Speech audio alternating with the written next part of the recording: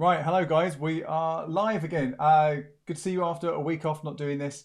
I will be here for the next 30, 35 minutes to see how things go, answering your money questions, both here on Instagram. Hello on Instagram. Hello Ivy. Hello Rich. Nice to see you. And over here on YouTube. Over here on YouTube, even, but I've got a screen down here.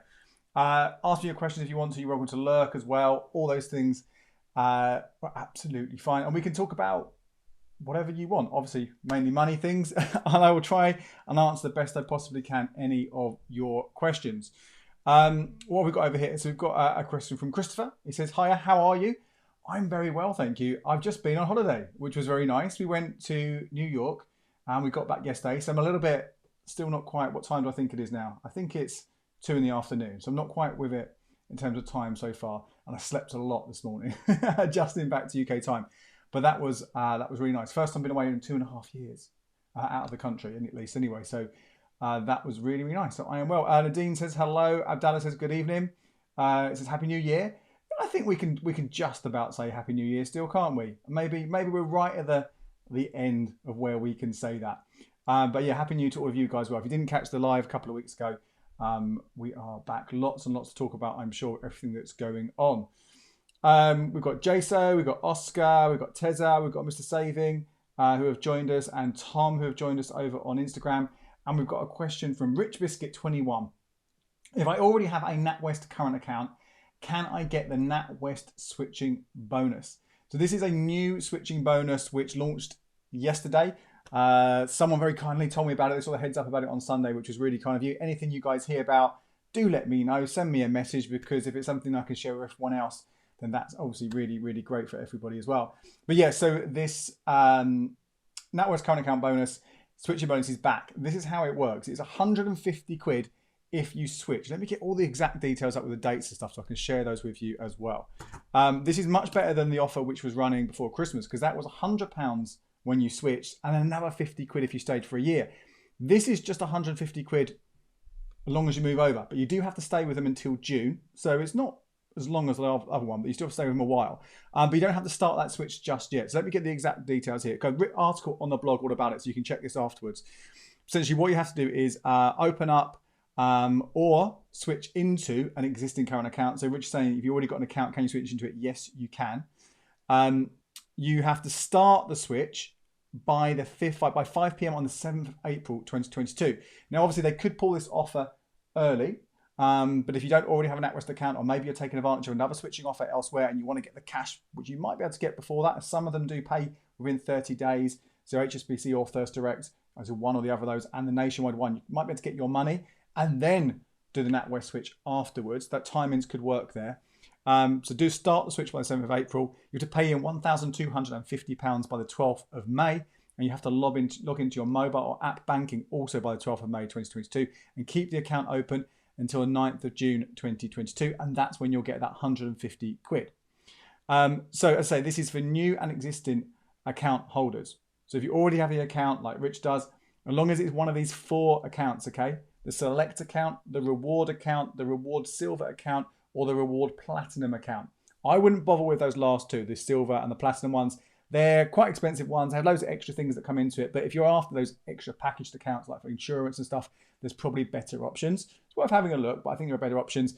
I would look at the Select or the Reward account. So you have to have one of those either as a new account or as an existing customer.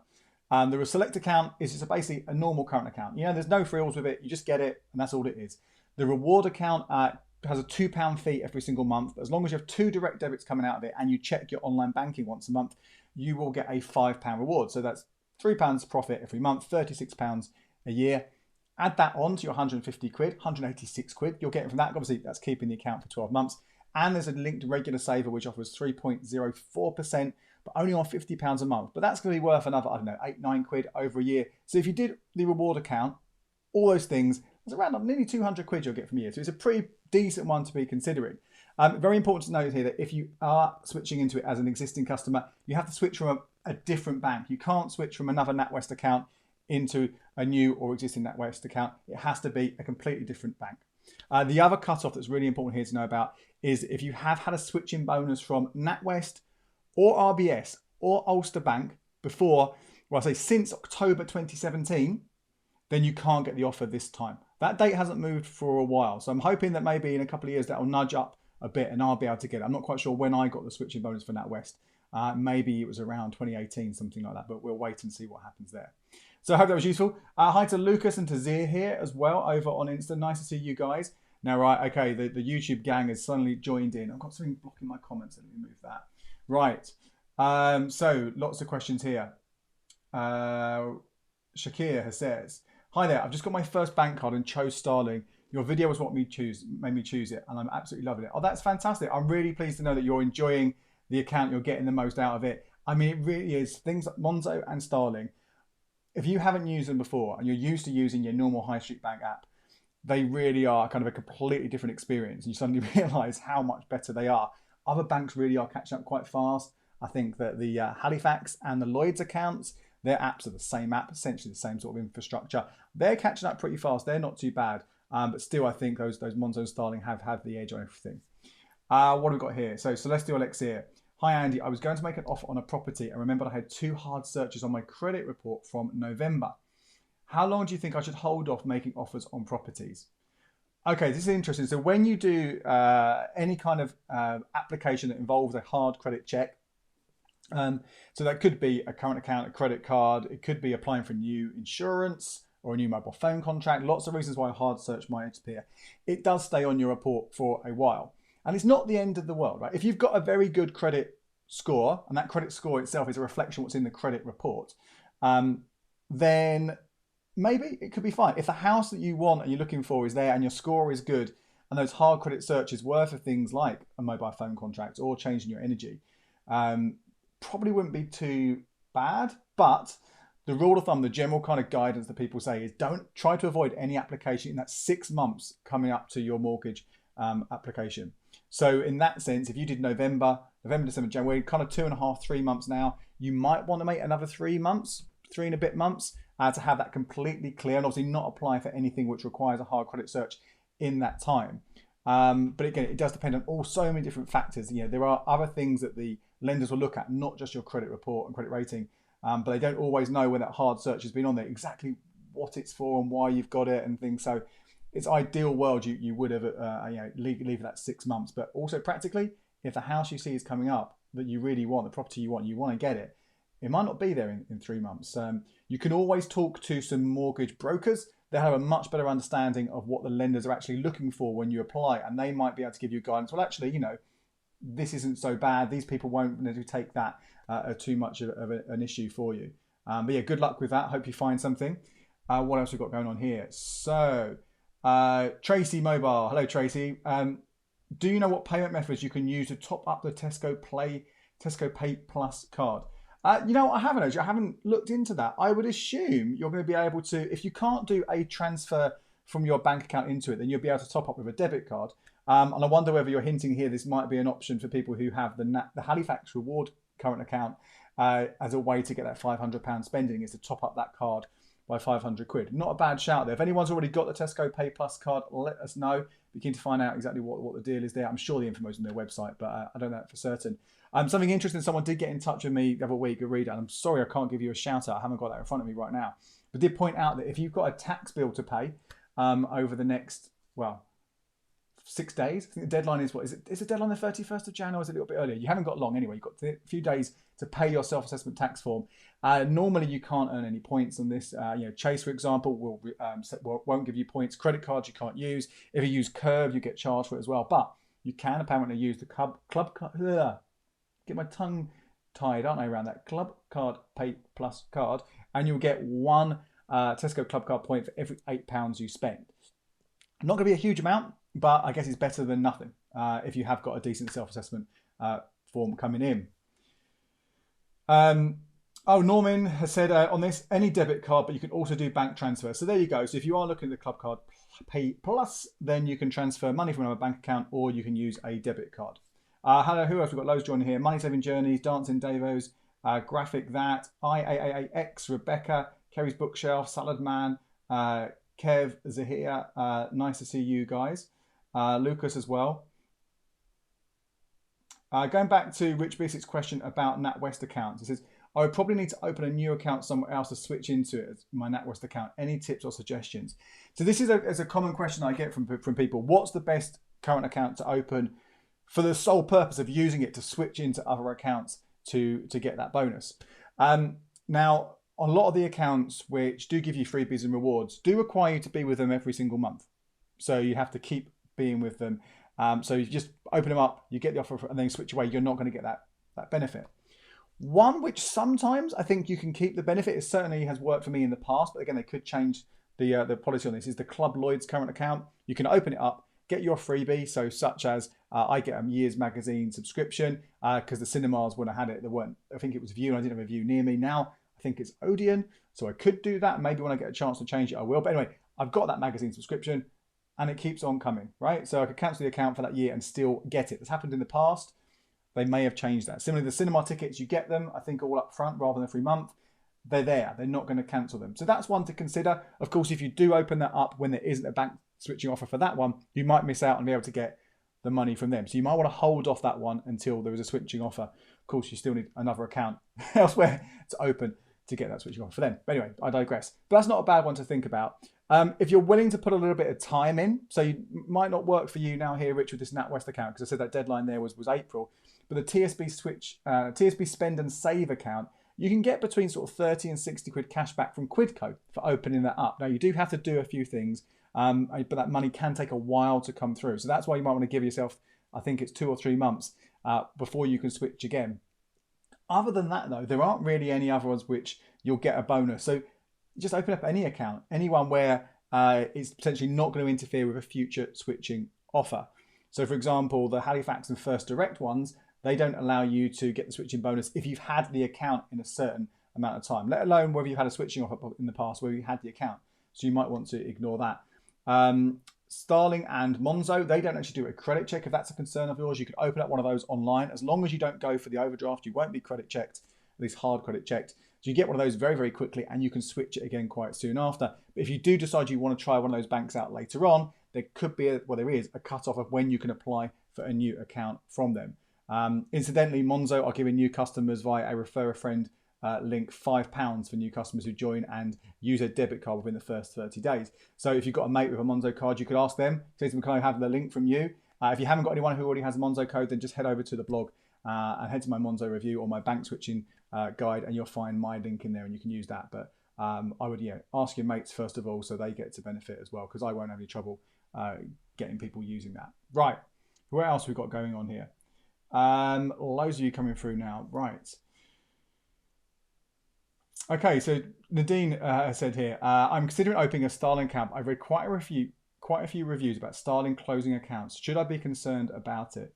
Yeah, this is an interesting point, and this is something which is a fear that people have with Monzo accounts. And I'm going to deal with this at some point in the next few weeks, maybe next few months, depending on how the schedule goes. I'm going to do a new update on the Starling versus Monzo on YouTube and on the blog. And this is something I will talk about a little bit more there.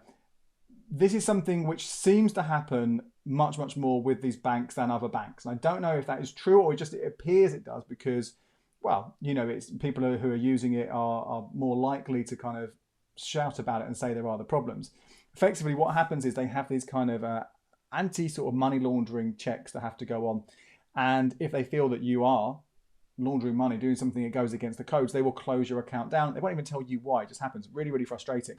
And it does, as I say, appear to happen more with Monzo and Starling. This is why, one of the reasons why, I always just have more than one current account with your money spread across those different current accounts. So just have everything sitting in one place. Because if something does go wrong, if your account was shut down or you can't access this online banking or whatever happens, your money is protected.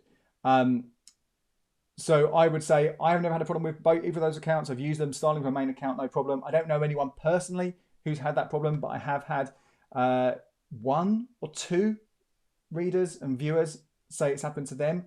But that is minuscule. You consider how many customers there are, how many people have got in touch with me, someone who is quite vocal about those banks to say about it. So I think it's something to be aware of, but it wouldn't put me off using them. But I absolutely would have a backup account. I'd have a backup account no matter who my main account was with. Interesting to know if you guys have had experiences with Starling and Monzo closing your accounts. Always great to get your feedback on this, so do let me know. What else? Oh, something about Sainsburys. Okay, so Dan has said, and Alex has said he got exactly the same email. I received an email from Sainsburys credit card saying they've added a new 18 months money and credit transfer at 0%. Is this common? There will often be bespoke offers that are sent to existing customers within the bank, which you don't see advertised elsewhere. They want you to kind of stick with them, really. And that might be a deal that they offer. If you get one of these, absolutely, if it's a great deal and you need it, then go ahead for it. Why not? But I would definitely compare it with other deals that are out there. What's interesting is about the money transfer element to this. They are quite rare. Not many cards do those publicly. So if you are looking for a money transfer credit card, which is quite a useful card in that it will move money from the credit card, this new credit card you have, to your bank account. So you can use that to clear overdrafts. You can use that to clear maybe a catalog debt, anything like that, which you couldn't normally do a balance transfer credit card for. Then they really are worth considering. Look at what the transfer fee is. Although it might be 0% for you to, in terms of the interest on it for 18 months, there may well be a fee on that. And again, look at how that compares to others. So for example, 18 months balance transfer. There are options out there. Santander does one, and I think it's HSBC does one, 18 months and 20 months respectively, where there is zero fee. So you balance transfer over and there's no cost to do it. And obviously the longer term ones you get, 24, 36 months, whatever it might be, they might have a transfer fee of around 3.5%, maybe a bit less than that, which you have to pay. So you want to factor out with any kind of transfer, could you pay the debt off in a shorter amount of time with a lower fee, or do you need the longer time to clear that debt or make a bigger dent on it as you possibly can, and compromise by paying a slightly higher transfer fee? Whatever you do, it's better than just paying interest on your credit card or other loans. Miniman says, I'm thinking of closing or moving HSBC current account. Which is one of the best ones to go for? I have 2 others on the go already.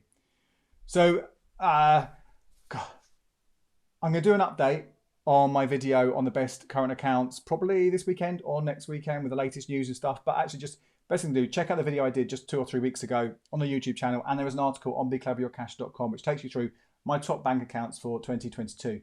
That will hopefully guide you in the best place to go, because I could do it now, but it'd probably take me over 10-15 minutes. So we'll go through other people's questions, but yeah, check that out, and that'll give you my tips, my thoughts on the best accounts, depending on the reason you want it.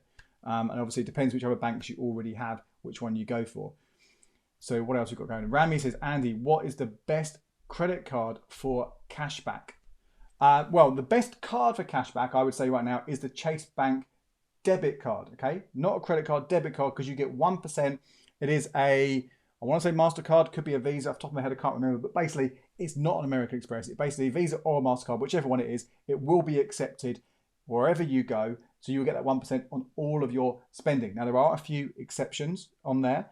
Mentioned at the top of the show, your tax bill, you can't get it on there. You can't get it on a few other bits and pieces. But generally, that's the best one, I think, to spend. And also, it's not a credit card, so that's great. But if you do want a credit card in particular, the highest paying ones...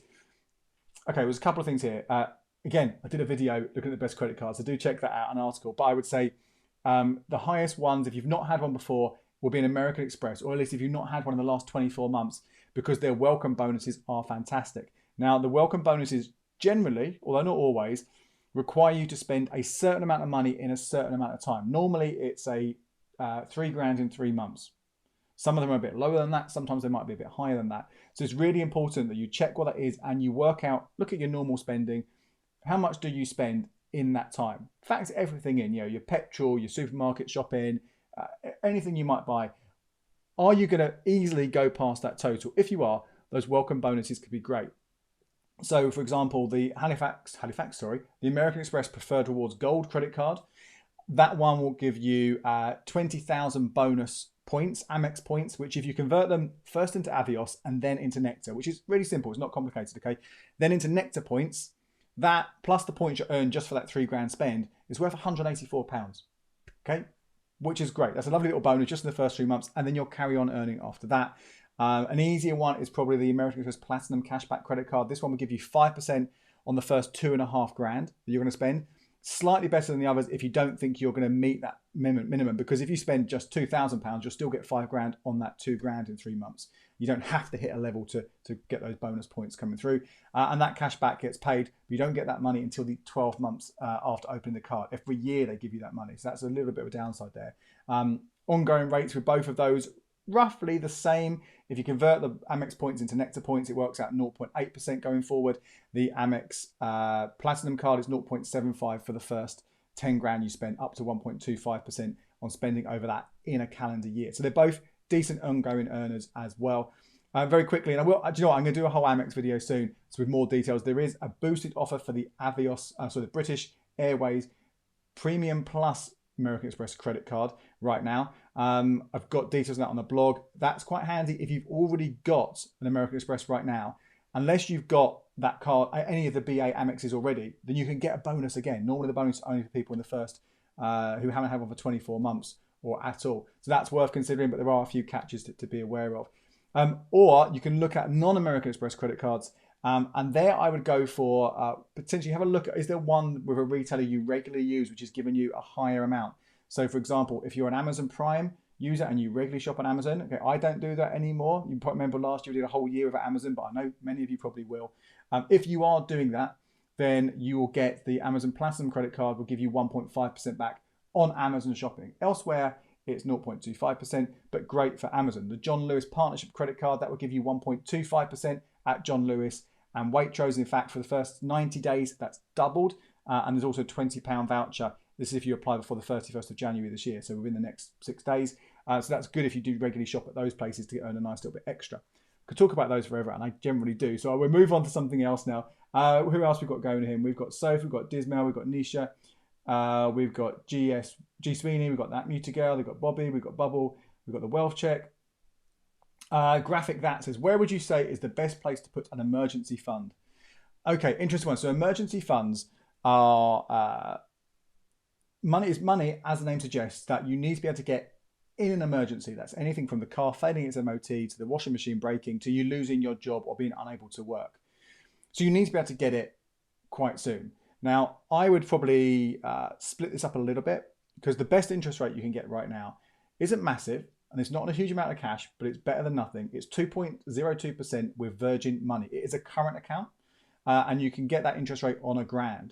So I think it's a great secondary backup current account for all of us, right? Don't use it for day-to-day banking. It's not too fantastic for that. It's not bad, but it's not fantastic. You open up this account, you put as much as you can in up to £1,000. So it could be 100 quid, could be 500 quid, could be £1,000, whatever it is. It's in there and you have a debit card. You've got your bank details. You might even have a Virgin Money branch in your town. You can get that money straight away for that immediate cost. Now, beyond that, some of the other ones which are paying a little bit more, okay, decent rates or decent returns, there might be a slight delay, maybe a couple of days difference between you getting that money. So for example, if you're with, if you have an Apple phone, so iOS, you can get an app called Claro. Claro is offering 2% on up to £3,000 in their linked account, which, okay, again, not rubbish compared to inflation right now, but better than rates you're going to get elsewhere. But that might be a bit slower to get your money out, maybe a day or two. Or there's premium bonds. Now, premium bonds, there's no guarantee you are going to get anything back from these. The general rule of thumb seems to be around, if you've got around £5,000 in premium bonds, over a year, your rate of winnings, the chance, average rate of luck, what you'll get back will be the same or better than what you're going to get in the best easy access account. Currently, that's about 0.67%. Goes up and down, roughly, between 0.6 and 0.7% at the moment. So you might be getting roughly the same. You might get really lucky and get more. You might be a little bit unlucky and get less, but you're not losing out by a huge amount because the rates are generally quite small right now. Again, that is fundamentally easy access, but again, it might take maybe a day to get the money out. So I would split it like that. But the big thing here with your emergency savings is don't have too much in there. You want to have enough to fund you for however long you feel comfortable with. The general rule of thumb has been 3 to 6 months. You might want to stretch it a little bit further. This is 3 to 6 months of your expenses. Okay, so remember that's how much you're actually spending, not necessarily what you earn in that time. And obviously you might be able to cut back in that time, so you might be able to sort of stretch that a little bit more. Anything beyond that though, you can lock it away for longer. Hope that was useful. Hello to Jules and to Libby and to Corey and to Niall and Geordie Saver and Fletch and Joe and KD. Oscar says, hey Andy, any recommendations on business current accounts? As long as you don't deal with cash for your business, I would absolutely look at Starling or Monzo. They're free. You have to have a personal account with them first of all. And I know sometimes they can be a bit fiddly. I'm a friend of mine, absolutely no reason why, but was it Starling wouldn't give them an account and Monzo would? One way or the other. You hear that sometimes, but they're really good, and particularly if you use them for your main account as well, it's really easy to transfer money back and forth. If you do have to access cash, you get paid in cash quite a lot, you have to pay it into the bank on a regular basis, then I think you're better off looking at one of the high street banks. Now, I do need to update my guide on this. It's probably been a while since I did that. It might be a year ago or so. But before I had Starling Bank as my business bank, I basically just switched every year, 18 months, whatever it is, from the different banks with their free banking offers. And often they would do that. So I'm sure they're still out there. Have a look, see which one's near you, see if they give you the first 12 months free, the first 2 years free, whatever it is. Because after the free banking goes, it can get quite expensive, which is why I've gone to Starling. I'm happy I'm sticking with them. But yeah, just have a look. Roughly, they're all much of muchness as long as they're not charging you anything. Okay, let's go back to YouTube over here, guys. Sorry for neglecting you for a little bit.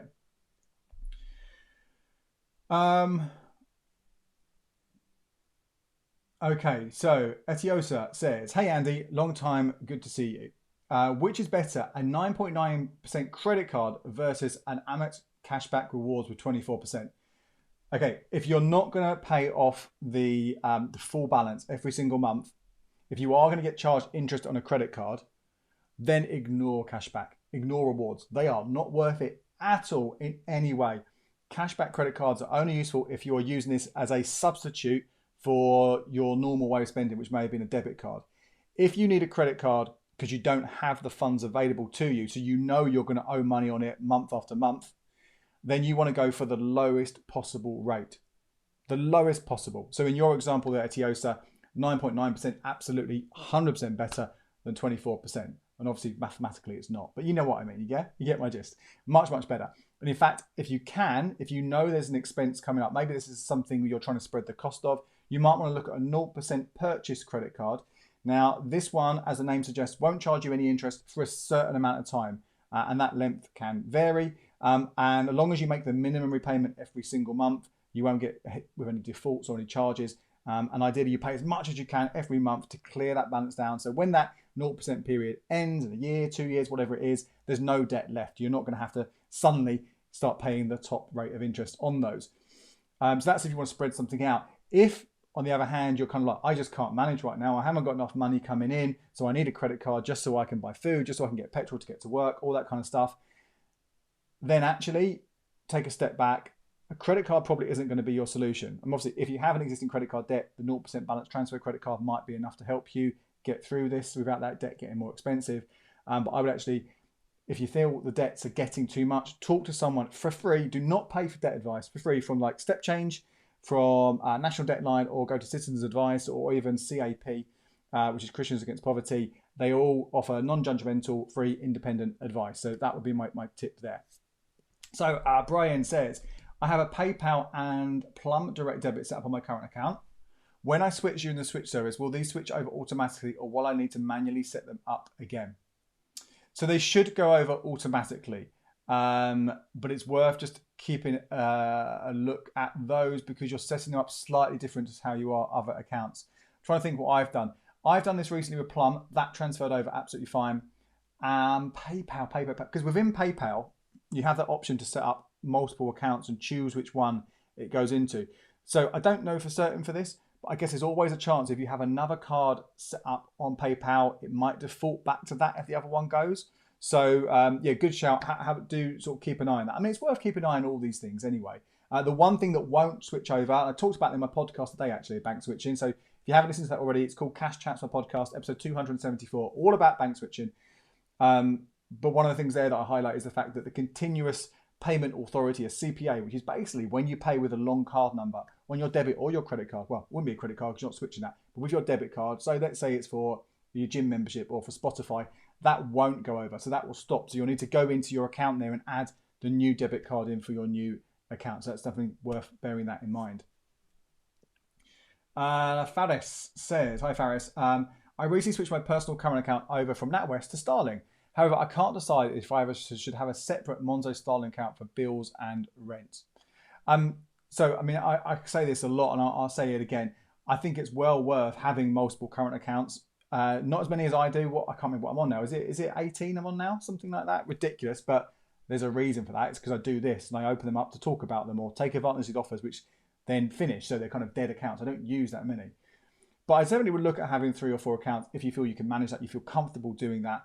And I would absolutely split your bills out to a separate account. Now, yes, Starling and Monzo both have a fantastic feature, which is a bills pot, where you can put your money into that account and then the direct debits come out of that separate pot or space. So it's already compartmentalized over there and you are not going to accidentally spend that essential spending on other things. So that's great. So you can use them for that. But I would absolutely look at the Santander 123 Lite account, because if you are paying council tax, energy bills, broadband bills, mobile bills, TV bills, water bills, I think is on there as well. With most providers, not all providers, but most providers, you'll get cash back on that. And it's worth 40 to 60 quid a year. Plus, if you have got another account, Farish, you're happy to switch, Santander have also bought back a switching offer. It's worth 140 quid right now. Again, details on the blog and in the podcast today. So you could switch over to Santander, get 140 quid, and then all your direct debits coming out of it for those core bills. It's all nice and separate, and then you can keep using your main Starling account for everything else. But even if you don't want to do that, if you want to use that pot within, that space within Starling for direct debits, I absolutely would still have a second account, maybe for savings, like I mentioned before, that Virgin Money account, just something just to keep things sort of split out a little bit. Hi to Anja, Catherine, Kelly, Houndsley, Sanctus Judah, Oscar, J.M. Brooks, Mr. Money Jar, just finished his live, I imagine. Nice to see you, Timmy. Jenny Lewis, Fayette. Right. Fayette says, how many times are you allowed to switch banks during the year? Really good question. There is no limit. Well, there is a limit. The limit times you could switch, I suppose, could be how many banks there are out there. If you were continuously switching for switching bonuses, for example, there's only going to be a certain number of offers available in a year. So that could be your limit. And also, bear in mind, often when you've switched away from a bank, they're not always keen to let you switch back straight away. Some of them might have quite a sort of a gap between them. So in that sense, there's a limit. But otherwise, you can switch loads. And if you've got a number of dead accounts right now that you want to switch for multiple switching offers simultaneously, you could do that. Last year in autumn, I had 2 switches going on at the same time. And I know viewers and readers have had similar amounts going on. What you have to bear in mind with that, and I've got a whole article and a video on this, so you can check those out for more information, is that there can, every time you apply it can impact your credit score, because it's a hard search when you're opening an account, which then switch into. And if you do lots of those in one go, that could be problematic. It might not be. It depends how good your score is. It depends if you have anything important coming along. Again, I did it fine. Doesn't mean that situation will be the same for you. You might want to space out those switches and maybe do one every 2 or 3 months to space out those credit checks, because there may be, remember, other credit checks you're doing throughout the year for mobile phones or insurance or whatever it might be. What else we've got going on here? Dan says, sign up to Chip from your recent article. What a great app. This is a really, Chip and Plum both offer a fantastic feature for auto savings. In fact, I'm going to do a video on it in the next couple of weeks about those and other ways to auto save. I think they're a great way to just boost your savings pot that little bit without really noticing. And Chip has the edge over Plum for me right now. Spoiling the video for you, aren't I? But anyway, Chip has the edge for Plum over me at the moment because of the interest rate you get on that savings. It was 0.7%. It's now dropped to 0.61%, but that's still more than you get with Plum, which is 0.35%. So you may as well get the higher interest rate on the account and go for that. And also, as Dan says, there is a £20 welcome bonus for Chip right now. Again, you might be able to referred by a mate, or I've got a link which you can get from the blog. So do check that out if you haven't already. 20 quid plus, not too bad. You know, a nice little auto savings feature, which is quite nice. Okay, C has said, hi Andy, I'm currently able to max my stocks and shares ISA every year and have done so for the last 2. At which point do you think I should start investing money in a SIP instead? I am 30. I would say that it's also worth thinking about your employee pension as well. Are you making the most you possibly can in there in terms of the contributions from the employer? They'll match you to a certain level potentially, so it's worth looking at that. You also got to bear in mind your tax relief you'll get on the pension contribution as well. If you're a basic rate taxpayer, that's 20%. So if you put in 80 quid, you actually get £100 going into your pension. If you're a higher rate taxpayer, you're effectively putting in 60 quid, but £100 is going into your pensions. They're all great ways to really boost your long return. But obviously you are limited in terms of when you can access that in versus a SIP, which for those who don't know is a self-invested pension plan. I would say that have a look at those things and work out, first of all, if you are making the most of that employer pension, if you already have one of these as well. I hope that was useful. Miniman sort of just going to comment here on when we spoke earlier about mortgages and credit applications. Says, I purposely didn't apply for any credit and then sailed through the remortgage process, so it's worth thinking about that. Paula said, hi Andy, I would like to get my first credit card. What one would you recommend? I don't mind repeating this answer. I do it most weeks, and quite often in comments people ask me this.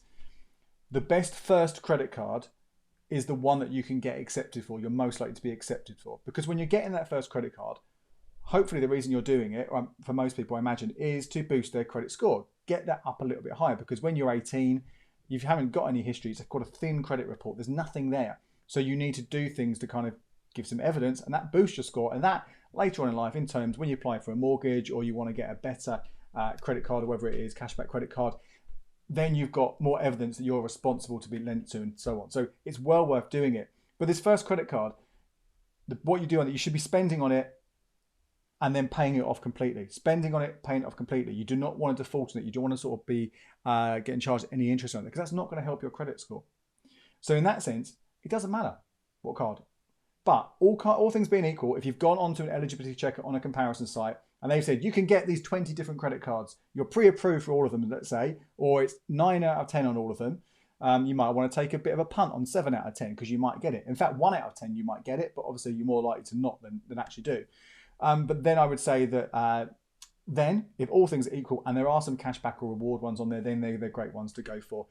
Again, but look at the ones you've got the best chance of acceptance for, and make sure you do pay them off completely every single month. Otherwise, again, it's counterproductive. What else we've got going? How are we doing?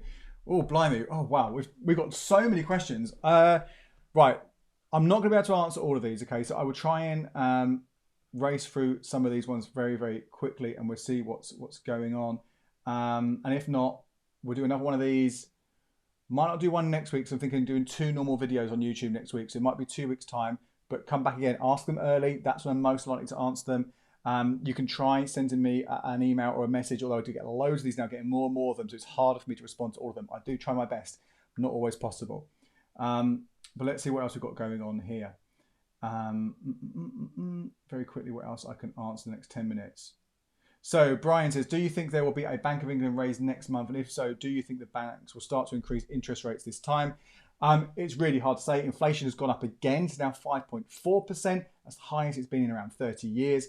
And obviously when inflation goes up, often the Bank of England wants to raise that base rate to try and combat that. But again, we're in this sort of weird world now where it's not normal practices. It's not kind of normal theory doesn't go into it. And it's impossible to predict. They were saying it definitely would go up in November. They didn't go up in November. So they'll definitely go up in December. Oh, hell no, it won't go up in December. It definitely won't go up in December. But they did go up in December. So who's to say? But if they do go up a little bit, it might be another 0.25%, so up to 0.5%, so gradually getting higher and higher. We might see those interest rates being passed on, although we still haven't really seen that happening to the leading rates from the last increase, about 0.15%. That happened to some of the smaller accounts which weren't paying anything, but they're still paying less than those leading ones. So it's a long way before we actually get, I think, anything substantial on our savings rates. So, Junaid says, have you heard that spends from Chase account via Curve are not eligible for cashback? I've had an issue with a few of my items not tracking correctly. Interesting. Okay, I've not had that problem. I have used Chase and Curve a lot, and I've had the cashback tracking. But it's certainly something to think about, that if there is a chance of this happening, and you've got a phone which allows you to add a card to it, maybe add your Chase card to your phone, in which case you can absolutely, if you want 100% guarantee you get that cash back and you don't want to carry the card with you, you can pay for it that way. But that's something to keep an eye out on. What else we've got going on? Aaron mentions that HSBC are offering 150 quid for switching. Yep, they've got that 130 with First Direct right now. Addy says, after switching current account, could I switch again after having the account for a month just for the switching bonus? Yeah, absolutely. You can do that. Absolutely, you can. What else we've got going on here? Hi to the Penny Pincher, 25 MZN, Joanne, Bali, Florida, Benja. Florida says, hi, what's my advice for those trying to buy electronic items on finance? So again, you will be hard credit checked for this. So you want to check your credit report before you apply for any kind of finance, whether it's a credit card or a loan or a financing deal. Ideally, I'm hoping this is a 0% deal. If the offer the finance they're giving you isn't 0%, you might want to consider those 0% credit cards that I was speaking about, 5-10 minutes ago, because that's going to be a much, much cheaper way to borrow. I know, for example, Apple and Samsung, it varies. Sometimes the offer's there, sometimes it's not. I haven't looked for the last few weeks, but they will often offer 0% finance on their products. So you spread it out over 24 months. Effectively, it's the same as getting it via a network, but it's cheaper and be spreading the cost out, and you're not getting charged a premium, which often mobile networks do for the handsets. So I would look at those. Again, if there is an interest that is charged on this and it's something you absolutely need and you don't think you're eligible for a 0% credit card, just check what that rate is and just check there aren't other ways to get it for less. Be really, really careful with what those terms are. You might be better with a credit card, but again, compare the interest rates to see exactly what is going on. Martin says, Atom Bank is now 0.65% on instant access. Yep, that's changed today, so they've got that. They're also their 1 year fix, I think it's 1.35%, which isn't too far off the top ones at the moment. So that is not bad as an easy access account, but there are probably some better ones out there. Slightly better, but again, we're talking marginal amounts of interest, not too much difference there. Adrian says, can you explain again why I'm using the current account from Chase? What I would do here is I'll refer you to the video in the article that I've got, video on YouTube, article on the blog, or just go into Google and search Chase Bank Review UK Andy Webb. It will pop up, you'll be able to watch it or read it. But effectively, the main reason I'm using it is 1% cashback. 1%, every time I spend money, I get 1% back on there, which is a much, much better rate that I'm going to get with my Amex credit card or any other cashback credit card out there right now. There's also a linked 5% savers account, but this is only on small amounts of money. Every time you spend, it has a roundup, as long as you activate these offers, and they're only for 12 months, mind. Let's say you spend £1.81. If you've got this feature on, 19p will be moved to this other account and you get 5% on it. You're not going to get a lot from this because it's small amounts each time. But again, it's a nice to have and it's better than you're going to get elsewhere. But check out the review for more details. It is not perfect. It has no direct debits, for example.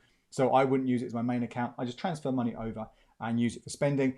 It's quite a nice feature for budgeting if you want to as well. But again, there's more to it than that. Okay. I think we might have to call it out. I'm just quickly scrolling. If there's anything really important to share with you guys here. Andy H says, would you open a fixed rate savings account yet or wait for interest rate improvements? Personally, I wouldn't open a fixed rate account. Although saying that, if you did that a year ago, would those rates be better if you haven't needed to access the cash? The difference is, though, I say that the money you have available to you, as we spoke about earlier, that emergency cash that's not invested elsewhere or overpaying the mortgage or going into your pension, those other things for longer term cash, should be easily accessible. So I want to have that money somewhere I can get it if I need it. If I lock it away for a year, even if I can get it, I'll sacrifice the interest. So they're not for me. But I know some people, they want to have it, they know they don't need it for a year or 2 years or whatever it is, and they're happy to put it away for that surety. They know exactly what they're going to get. So I think that's down to everyone's own individual choices on that. Okay, right. Let us probably call this a day, guys. I'm really sorry, running out of time here. Give me a shout, obviously, in 2 weeks' time if there's any more questions here, or send them in the interim. I would do my best to answer them at AndyCleverCash on Instagram, or leave me a comment on the YouTube channel, or email me andy@becleverwithyourcash.com. I will try my best. I can't promise I will. This live is the best place to come to for me to answer your questions. And don't forget as well, if you want to get the best of the content that I produce every single week, I do have a newsletter. You can subscribe at becleverwithyourcash.com/subscribe. It's absolutely free. It comes to your inbox every single Thursday morning. Best of the blog, best of the podcast, best of YouTube, and the best deals that I spot as well, ones to save you some cash. You're also, if you haven't signed up to the cashback site Quidco before, you'll be able to claim a £17 bonus, which is exclusive just for readers of becleverwithyourcash.com. No one else can get anything that good as a welcome offer. So it's a nice little sweetener as well. That is it for this week, guys. Thank you so much. Sorry if I didn't get a chance to answer your questions, but it is great to have so many of you here watching and joining in. And we will speak again in 2 weeks. All right, guys. Cheers.